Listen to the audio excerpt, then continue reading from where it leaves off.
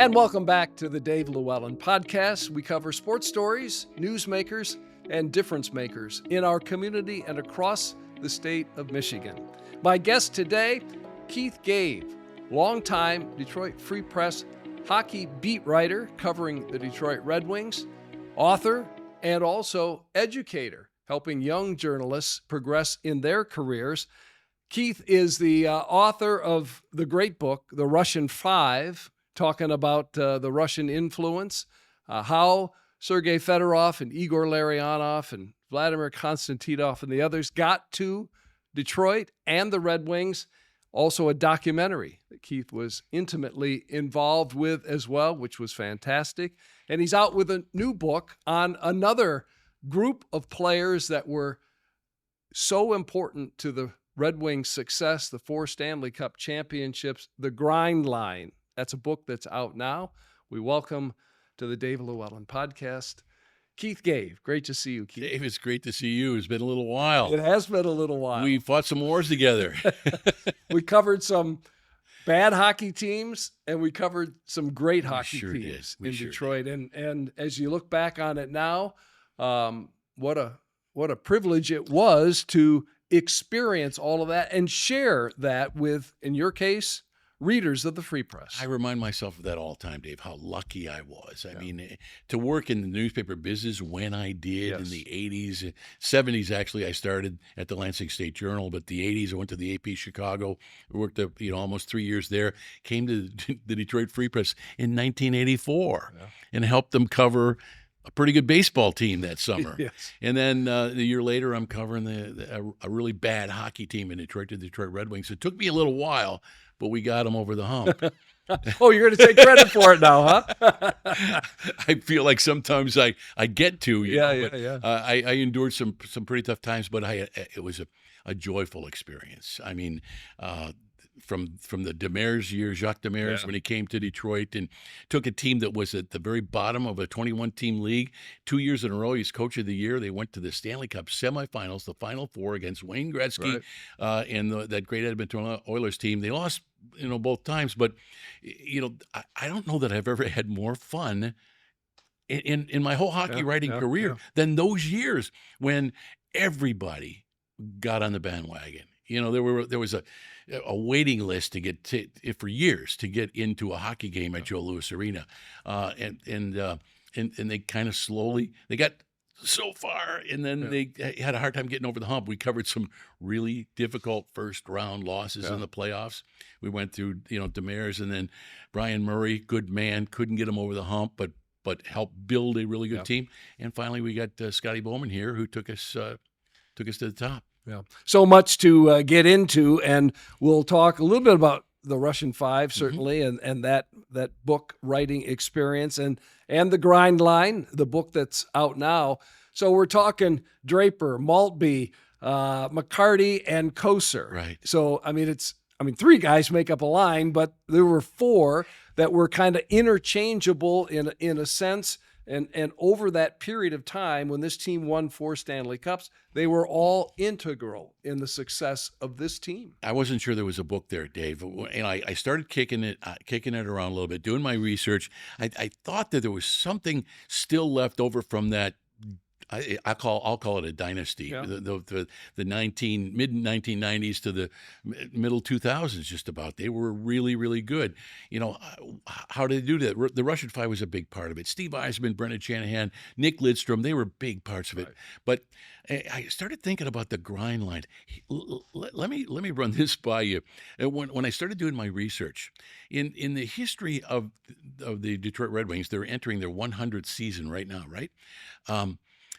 There've been like 3 named lines in the whole history. I don't blame the guys in the press box or whatever, the media, because they're usually ones creating these cute little lines. But a big part of it is lines don't stay together long enough to name them anymore, and players move around too much anyways. But in Detroit, we've had the production line, the greatest line in the history of hockey, right? With Gordie Howe and Ted Lindsay on either side of Sid Abel. And then after a couple of years, Alex Del Vecchio came in. So there's 4 guys there too, right? Those 4 guys, when I was doing my research, they won a total of 14 Stanley Cup rings. pretty impressive, Pretty right? impressive. Pretty Yeah. impressive. Started doing my research about the grind line. Darren McCarty, or actually, it started with Chris Draper and Kirk Maltby, the pair, joined at the hip, right? And Scotty knew he needed another piece to go with that. And Joey Koser, and my favorite story in that book is how he talked himself, what he did, borderline. Crossing the line. Crossing the line. Thank you. But to get himself out of a beer league here in Waterford, into back into the NHL. So, but Scotty said, once I got that line together, I knew I had a team that could win the Stanley. We could be really, really, really good. And he compared it to a line that he created in Montreal when he was there. He said, it wasn't until I got that checking line to Montreal that we went from a good team to a great team. Same thing here in Detroit. And as I quote him in the back of the book, those four guys here in Detroit made all the difference. Yeah. But it was Joe Koser on the right wing first. And then Darren, who was living a pretty good hockey life, Dave, when about that time, when he was playing on Steve Yzerman's right wing, he was getting power play time. And Scotty would occasionally use him on the grind line, right? But he was Steve Yzerman's right wing until they started making T-shirts. And Darren wanted to be on the T-shirt. I'm a grind liner, man. Yeah. That's Draper's story. A little truth to that. But bottom line is, let's go back to the opening face-off. Detroit Red Wings versus the Philadelphia Flyers in Philadelphia. Eric Lindros, the Legion of Doom line, that great big line. Who's Scotty going to play against those guys? Who's going to take the opening faceoff? Is it going to be Steve Yzerman, the pretty good defensive centerman now? Sergei Fedorov, two-time Selke winner. Who's he going to play against the Legion of Doom? Eric Lindros and John LeClaire and Michael Renberg. Yeah.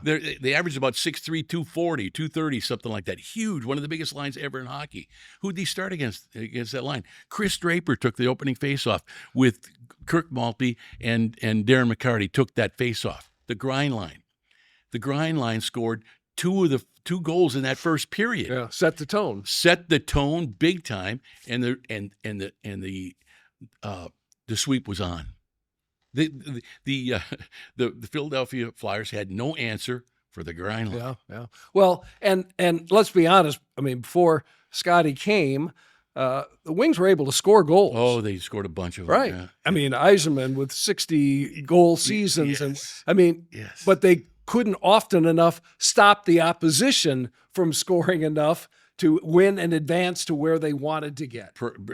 Exactly, especially in the playoffs, when the goals tend to dry up, right? They do, and they couldn't score enough goals in the playoffs, and they couldn't defend well enough to keep the puck out of their net in the playoffs. That first round loss in 7 games to Toronto. And the horrible loss in '93, I think it was, against the third-year San Jose Sharks. Igor Larionov, by the way, on that team. Yeah. And, Scotty knew that he needed to change things up, do some things. And, he created this line. And I don't want to say the grind line was the difference. They were just a big part of the team. Sure. And I think almost a forgotten part of the team, or taken for granted, or whatever. I mean, with a team with, like I said, Yzerman, Shanahan, Lidstrom, the Russian Five, you got a lot of weapons. But let's not forget Larry Murphy come along at the deadline. Thomas Sandstrom, right. Come along at the deadline. Scotty made all these moves and built the kind of team that he needed to win, and he relied heavily on the grind line. And he loved those guys. Well, I mean, and Detroit came to love all those guys for sure. Yeah. And covering this team as we did during those days, there were times where you would come into the dressing room, after practice or after games, and a lot of the guys weren't there, or it would be a long time before they were there. Yeah. But you could always go to Draper, Maltby, McCarty in particular. They were always there. And always happy to talk, and man, could they talk? Well, they bailed us out, a lot of times. Yeah. And Scotty, I had one of the issues I had with him is that he didn't have a problem with his players hiding from the media. He didn't want his players talking to us. Really, he didn't like that. And matter of fact, the best talkers that were in that room when he first came here, the guys who I really relied on, Sean Burr, Ray Shepard. Yeah. He got rid of. Yeah. He got rid of the Aaron Ward, talkers. he got rid Oh of. yeah. He got Coffee, rid of he got rid of. Yeah. Well, I'm glad you mentioned Paul Coffey. I mean, one of the stories I tell in there in the Grindline book is about Kirk Maltby, how the Wings acquired him. The Wings were playing in Edmonton at the time, and Kirk was playing for the Edmonton Oilers. He's a kind of fourth line guy against Detroit with his high-powered offense, and Kirk Maltby almost killed Paul Coffey with a body check. I mean, just hammered him, right? And Scotty noticed, because Scotty didn't like Paul Coffey very much. He just didn't, right? And he coached him at Pittsburgh. Yes, too. Exactly. And Scotty just kind of looked over at Dave Lewis and Barry Smith as assistant coaches and raised his eyebrows. A few months later, Kirk Maltby was a Detroit Red Wing. Yeah. Scotty stored it up here, right? Absolutely. And the thing about Maltby he said when he got traded to Detroit, he walks in the room and says, "What am I doing here?" Yeah. I remember interviewing him when he first came to town, and it's like, so what exactly are you going to bring to this group? How are you going to find, time? And he was kind of like, I have no idea. Right, I'm going to go out and play as hard as I can and try to, make something happen. Well, he's very honest with me about that too. Just like this team is stacked. Well, I'm going to be the 12th, 13th, 14th forward. How am I going to? Yeah. I was starting to play a little bit in Edmonton, and here I come to this team. But what am I going to do? Yeah. Well, Scotty figured it out, didn't he? Yeah. Well, and Maltby figured it out. He sure did. How to contribute, how to make a mark. Sure did. And really, that was the story of all of these guys, right? They accepted roles. They figured out where they could fit and where they could make some sort of impact. And they all have interesting stories. And you tell kind of the background and the route that each took to get to the NHL and to the Red Wings, and part of the grind line in the book, The Grind Line. Keith Gabe with us here talking hockey. All personable guys, as we've mentioned, all with, their own story. We all have our own story, and these guys all have their own story. They do, no question. No question at all. And Chris Draper has a great story all by himself. The Red Wings traded to Winnipeg, with Winnipeg, to get him for a Canadian dollar, right? And Doug McLean, I talked to Doug, the former assistant coach, assistant GM. He made the deal for Adirondack. He's looking for players to build a strong Adirondack team, right? He's doing it for his own good. If I build a good team down there, people will hire me, right? So he gets Draper. Draper gets off to a pretty good start in Adirondack, right? He's doing well down there. They play a game in Hamilton, Ontario. Adirondack is playing in Hamilton, an American Hockey League game. And Chris's whole family and father, uncles, and everybody, they're in Hamilton, just down the road from Toronto, to watch. And the Wings contingent, they wanted to check Draper out. Scotty, Doug McLean was there. Ken Holland was there, and so on. The group was there, and after the game, Draper, the Adirondack won, and Draper's visiting his family outside the dressing room, and Scotty walks up and said, Can you win faceoffs like that in the National Hockey League? He said, you know how many faceoffs you took and won tonight? And Chris just kind of, you took 19 faceoffs and you won 18 of them. Can you do that in the NHL? And he said, yes, I can, Scotty. Yes, I can. And he said, okay, we'll see you in a couple of weeks. And he turned around and walked away like Scotty does. And Chris says, I don't know what that means. Yeah. I'm going to see him in a couple of weeks. Does it mean he's going to come down and look at me again, or am I going to get called up or whatever? And he wound up getting called up to Detroit and never left again. He said, but there's another side to that story. He said, Scotty comes down to me. He tells me about all those faceoffs I won. He said, I scored a hat trick that night. And he never mentioned Scotty never even mentioned it. Yeah. He said he's got all the guys in Detroit he needs to score goals. Yeah. He needs somebody to win faceoffs, and that's what got him into the NHL. Well, and look at the impact and the career he had. Oh. What, 20 years? I mean, Chris Draper. Yes. I mean, you know, he's when you think of players who play 20 years in the NHL, he wouldn't immediately come to mind of most hockey fans. Right. But he did, and he did it because of all of those things that he brought, his package of talents. Look at his career numbers are staggering. The number of playoff games he played and so on. Maybe the goals and assists and all that aren't there, but his value to this team, I can argue, Dave, that 33 should be in the rafters. I don't care if he ever gets to the Hall of Fame. That guy's one of the most important Red Wings in the history of the franchise. Yeah. And in some ways overshadowed by the bigger names, by the star players, the superstars. I mean, pre-salary cap, I mean, you look at that 2002 team, I mean, it was incredible, the Hall of Famers that were part of that team. But you're right. I mean, you know, these guys were all really important components to that team and to the success. Like Doug McLean said, don't call them a fourth line. They're not a fourth line. They'd be a second line or a second and a half line on most other teams, right? But you look at the hierarchy of the center iceman. Yeah. You got Sergei Fedorov, Igor Larionov, Steve Yzerman, probably in that order, by the way, and Chris Draper. I mean, Steve Yzerman, Hall of Fame guy, third line center on those great teams. Sort of. I mean, that's kind of how he was deployed. Yeah. Scary. It's scary. They were so good. They were so good. All right. Draper. We talked about Kosar.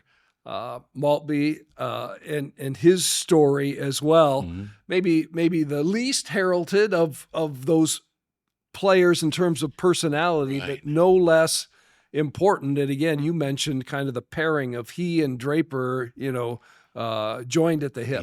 Yes. Friendship and on and off the ice. Absolutely. And as good a guy as you ever want. They all are. They all are. But Kirk is just one of those special people as far as I'm concerned. He tells a really good story about now his son is playing, you know, youth hockey. They're on a travel team and so on. The kid, he's probably, Landon is his name, probably 12, 13, 14, right? They're at a travel hockey event and they're having lunch. And he said, Dad, when did you know you made it? You really made it. And it took Kirk Maltby by surprise. He didn't know how to answer. He had to think about it for a long time, a really long time. And then finally he said, you know, to be honest, given where I started, where I was drafted, he scored a ton of goals as a junior hockey player, but they all do, right? And he came to Detroit, or came to Edmonton, first of all, found out that goals are going to be a lot harder to come by, and he's got to figure out a way to stay in the league, which he did. Mm-hmm. Got traded to Detroit, and even when he was playing part of a grind line, got his picture on a T-shirt that everybody's wearing, right? He still is kind of tentative, or you know, you can't ever feel like you made it and take it all for granted. He never did. But he said, maybe, he said, when did I think I made it? He said, I'll tell you, that opening faceoff in Philadelphia. When I'm looking around, opening faceoff against the Legion of Doom, Stanley Cup Finals, and here I am with my line mates, Chris Draper and Darren McCarty. That's when I started to feel like I really belonged. How about that? Yeah. He's been in the league all those years, and he finally gets to that point. He scored one of those first period goals. Yeah. The show of faith from a Hall of Fame coach. Yeah. You know, maybe the greatest coach ever, Scotty Bowman, saying, "Yeah, you're worthy." You nailed it just now, Dave. Yeah. It's that show of faith by Scotty Bowman. Absolutely, and every one of those guys talked about that. All right, so Darren was here in the seat you're in. We had a great conversation. I'm surprised he's still not here talking on this podcast. Well, as he said that day, as you well know, I never met a microphone that I don't like, you know. And he was brutally honest, as he always is, about his story, the upbringing, the troubles that he encountered, the addiction, and all the rest of it. You know, and some guys would retreat. Some guys would, you know, I don't know if embarrassed is the right word, but they would struggle with, you know, their shortcomings, their issues, their problems. But boy, Darren confronts them. He has, you know, thankfully overcome some of the demons Yep. that were there, Sure right? has. And Sure has. he remains a beloved figure in this town. Yeah, And you can say from your experience, a beloved figure across the state of Michigan as well, with his recent appearance with you. Yeah, we just had him up in northern Michigan, up in Roscommon, where I live on Houghton Lake now, but I lived in Roscommon for 25 years, had a place there. But we brought him up there to sign some books, the Grindline book, because he's such a big part of that, and opened up a little microbrewery there in town, and signed books for 3 hours, and had a great time. That guy draws a crowd wherever he goes. It's beloved. You can't use too strong a term really to describe how much people love this guy, and how much he feeds off their love too. You see him everywhere. I mean, he's a guy. Most guys will shun, try and avoid the crowds, find a back door, a side door. Darren puts on the red jacket. He's got his hair dyed red, whatever, and he's walking down the middle of the corridor at Little Caesars Arena, stopping and signing autographs and posing for pictures and so on. He said, "I need that. They give me my energy." But my favorite story about Darren is the day he was drafted. The Wings drafted him. I was there that day at the Montreal Forum, and they drafted him in the second round. And when Bill Jameson, the former PR guy, took us down to meet him and interview him and so on, I could tell he was a little sour, Darren was. He's a little ticked off. And I said, what's the matter? You don't look all... He said, I just want to tell you one thing. I said, what's that? He said, they might have taken me in the second round, but I can play. I'm going to play in this league. You watch. I'm going to play in this league. It was almost a threat the way he said it, But he was very well spoken. But the Wings had drafted in the first round a kid named Curtis Bowen, who played against Darren in the Ontario Hockey League. Bowen was one of those prolific goal scorers too. Came to training camp and immediately showed that he would never play in the NHL. And didn't have the right stuff. Didn't have it. And Darren, as we know, turned out to be a superstar in his own way. He promised me that he would, play in Detroit and make a difference, and he did. And he still harbors a lot of resentment that he wasn't a first round pick by the Red Wings. He said especially because in my interview I crushed the interview with the Red Wings. I crushed it. They're my team. I knew everything about them. Yeah. They said, they said, what would you do if you were drafted by the Detroit Red Wings? What would you do for us? And he answered the question with another question. What would you want me to do? Whatever you want me to do, I'll do. Yeah. Period. Yeah. Period. And the way he said it, I wasn't in that room, but you had to kind of believe it when the way he said it. 30, 40 years later, he remembers that very well. So do I. And he delivered on his promise. He delivered, Dave. He sure did. He sure did. Fantastic. Great stuff. The Grindline, I urge you, it's a quick read. It's a great read. If you're a Red Wings fan, and certainly a fan of the era of 4 Stanley Cups and the guys who made it happen, go out and pick up a copy of the Grindline. Keith Gave, the author of this book, and also the Russian Five, is with us today on the Dave LewAllen podcast. Thrilled to have him in studio with us to reminisce about some of these great players and great teams with the Red Wings. Now, when you were in Florida, as you often do, in order to write this book, you visited with Scotty Bowman. I did, and Jim Devellano, and then just met with them this past February again. Yes. When you were down there. Tell me about those two men now, both retired, but still hockey people through and through. Very much so, yeah. And still engaged, and your conversations and visit with them. Yeah, the last 3 years or so, we're down there in February, and they're down there. They both live in Sarasota. And I try and touch base, and if they're available, have lunch or dinner with them and so on.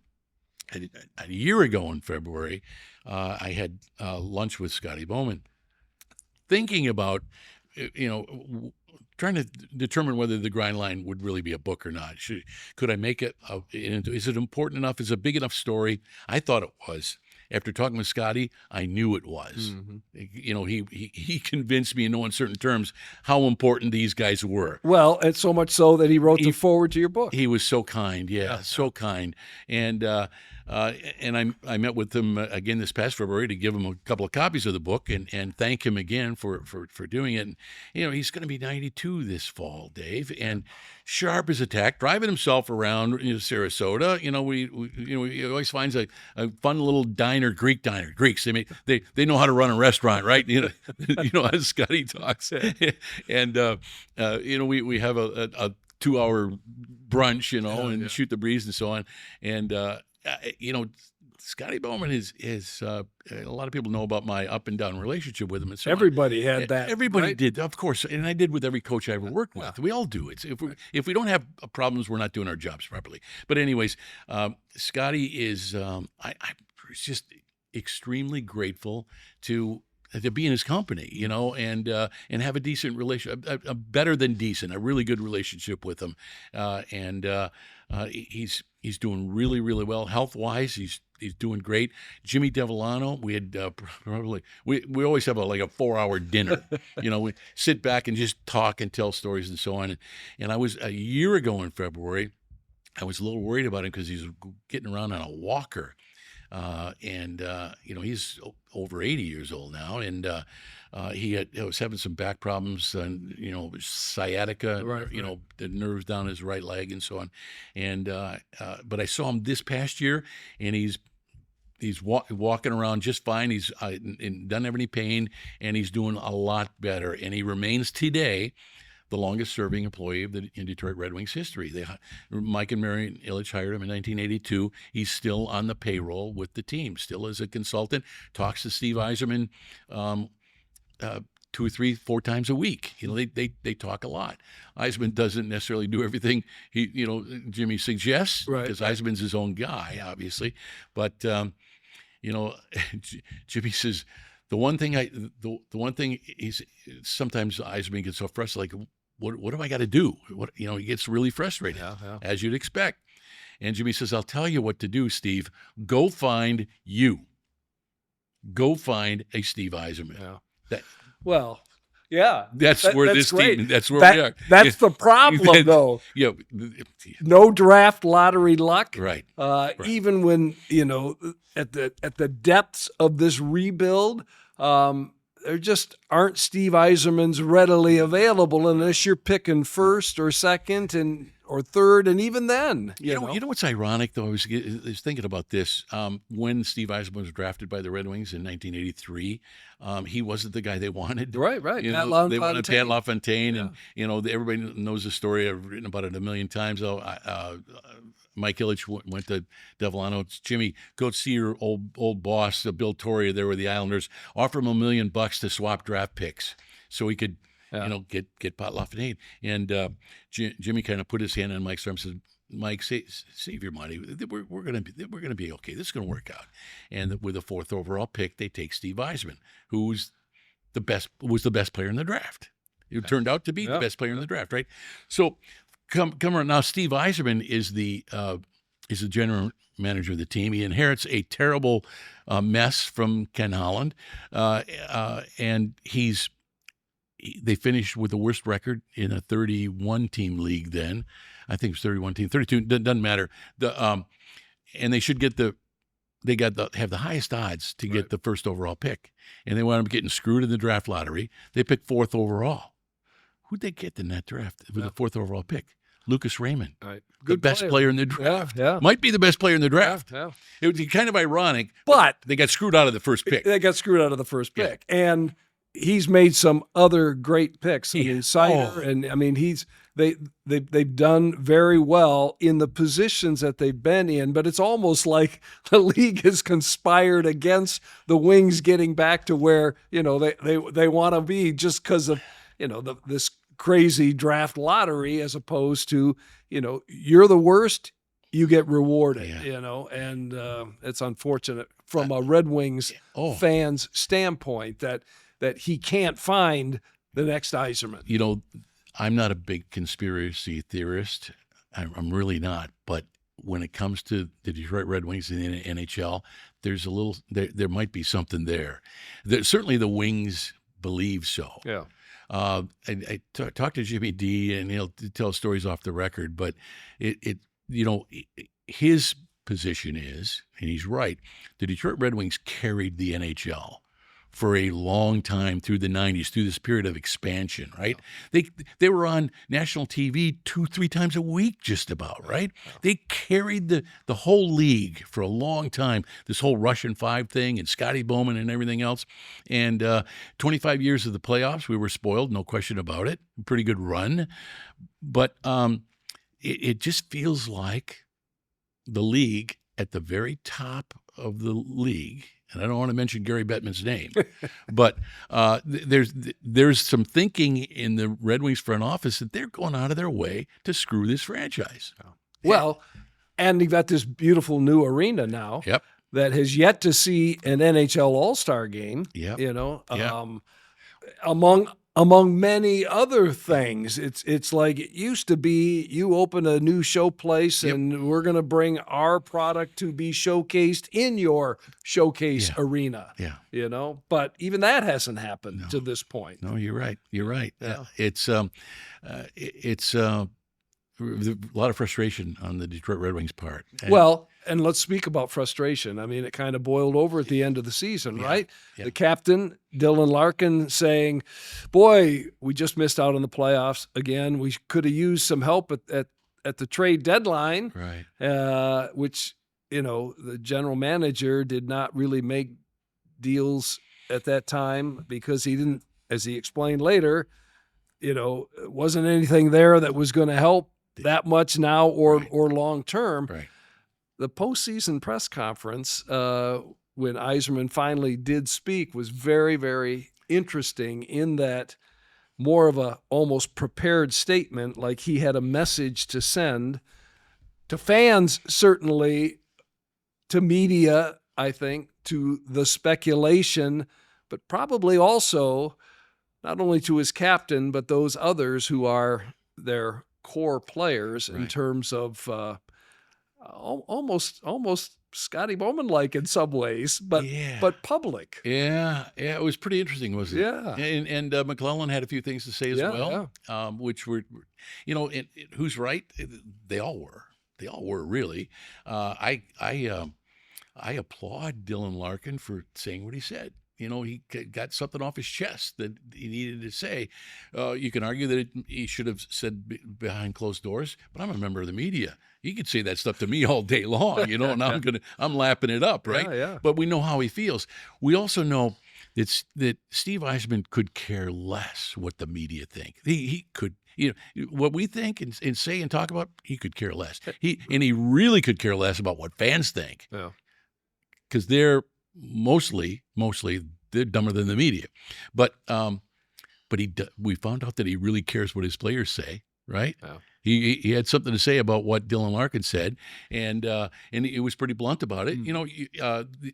He's one of the leaders in the room.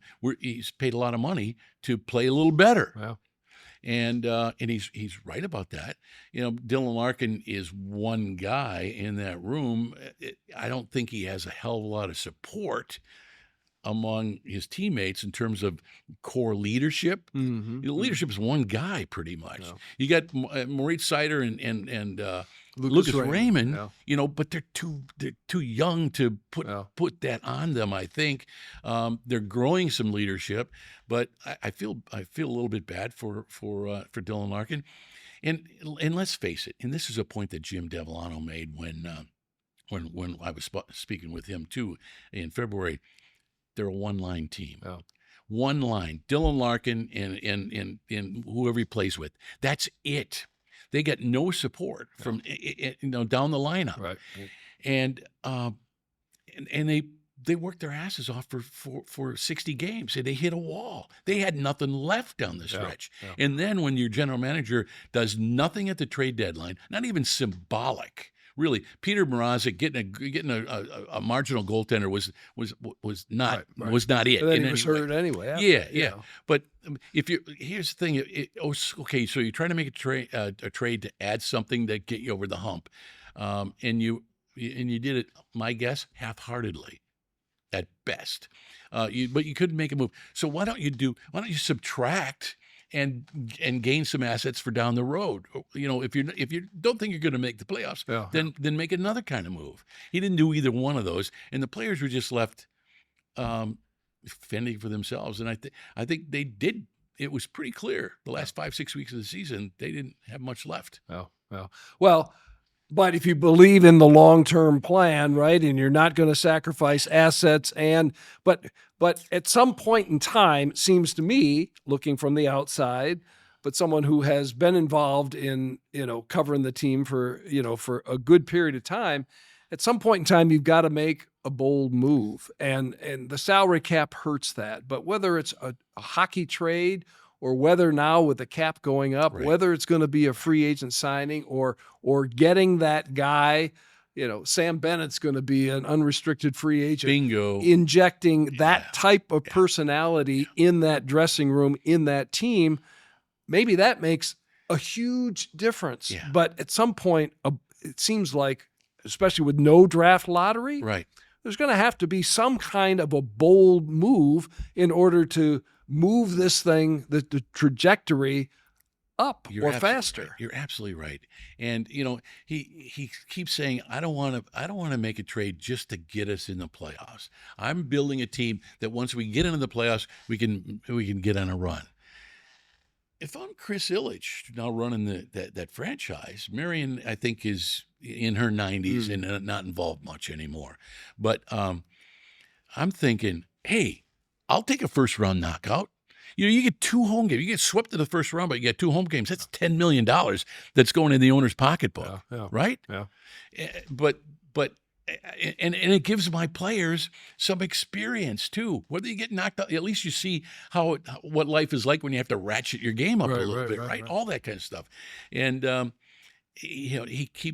Yzerman keeps preaching his patience, and it might work with people like us who understand the cyclical nature of a very successful franchise and what you got to go through to sustain it and then bottom out and kind of start again. But we're looking at 10 years now. There's a younger generation of fans who don't remember those good years. Well, and only the Buffalo Sabres have had a longer stretch of not being in the playoffs than the Red Wings. And this was after 25 years. Now, of course, Yzerman is paying the price of that 25-year playoff run because, as we both know, the last years of that 25-year run, this was not a competitive team. This was not a team that was going to advance in the playoffs. They should have started this teardown and rebuild before.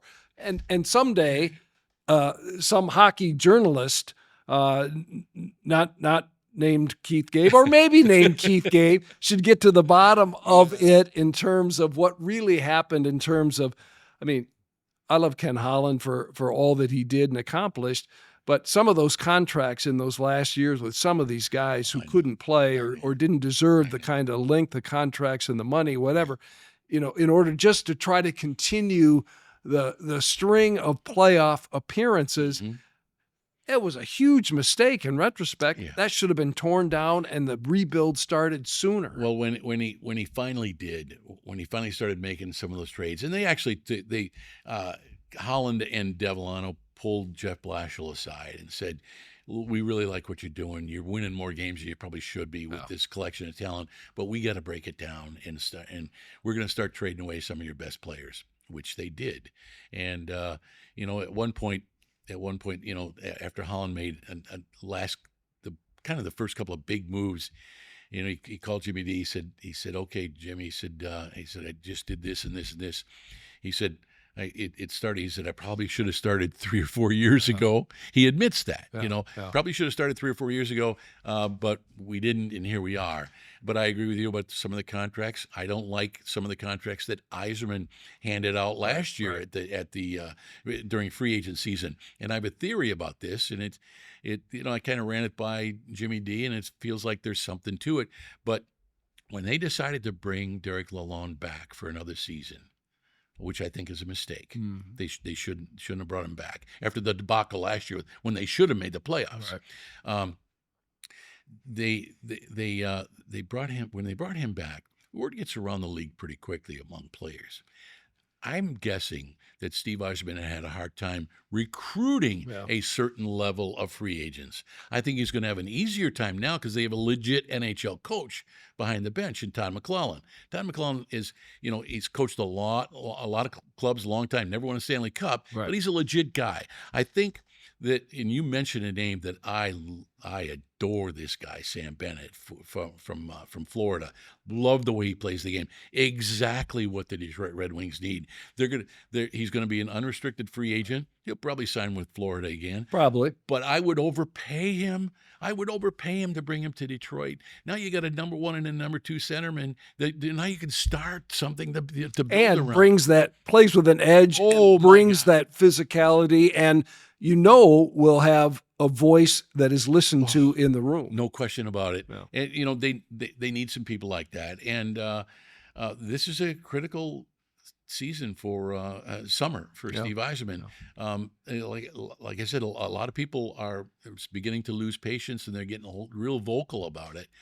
I don't think the Wings will ever fire him. He's like a son to Marian Illich. He's like a big brother to Chris. Steve Yzerman will leave on his own terms. And I get the sense that he's not going anywhere. I think he as the captain of the team, he accepted a challenge. It took him a long time, but he finally got him there. I think he sees himself in the general manager role much the same way. It took him 13 years, 14 years to win the Stanley Cup. He's not someone who's going to run from the challenge. He's going to stay committed and do everything possible to get the job done. But I think you're right. Critical summer, critical season ahead, and a bold move or two.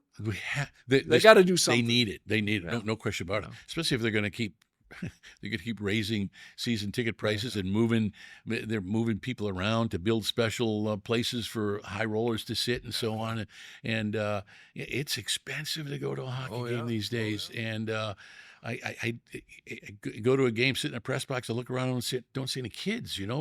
Family of 4, it's $1,000 night out. Right. It's incredible. I don't know how they do it. Yeah. But at the same time, I see all these young people, these 20-somethings, early somethings, they're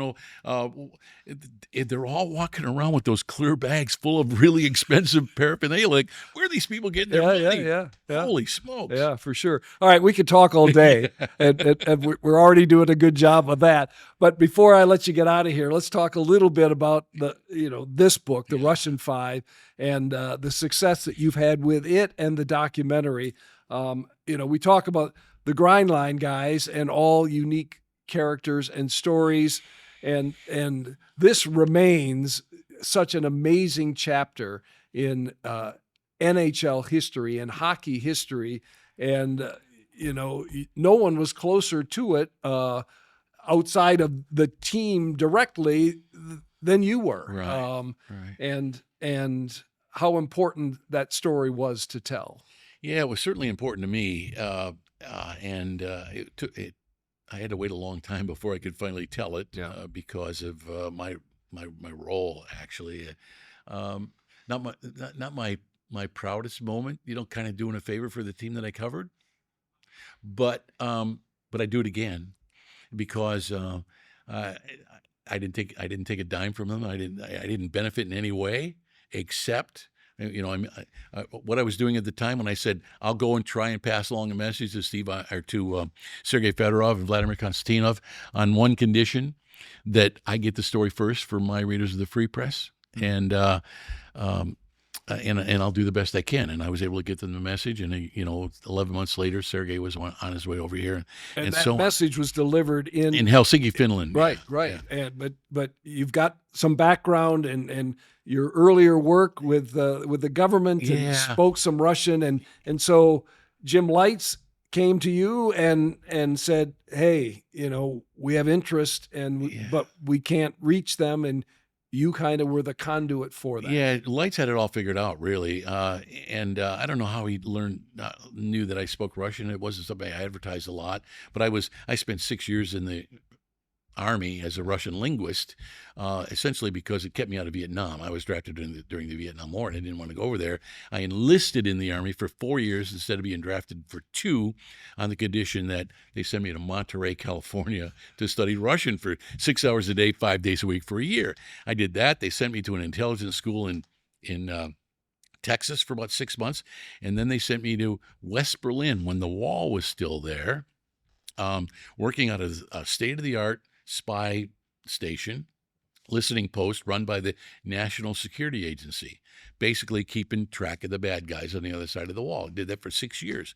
I got out, wound up a few years later in the newspaper business, and went from Lansing to the AP Chicago to the Detroit Free Press, and worked on it. I was a news reporter at the Free Press for my first year, and then the job, 2 jobs came up at the same time at the Free Press, the NHL job and the NBA job. And I threw my name in a hat with, I'm sure, a lot of other people around the country. And my sports editor, Dave Robinson, interviewed me and said, if you had your choice between the Pistons or the Red Wings, who would you take? And I said, I think I'd take the Red Wings. He said, why? They're terrible. I said, yeah, but they make news. They seem to find a way to get themselves on page 1 of the newspaper. I said, I'm a news guy at heart. To me, they're just a good news story.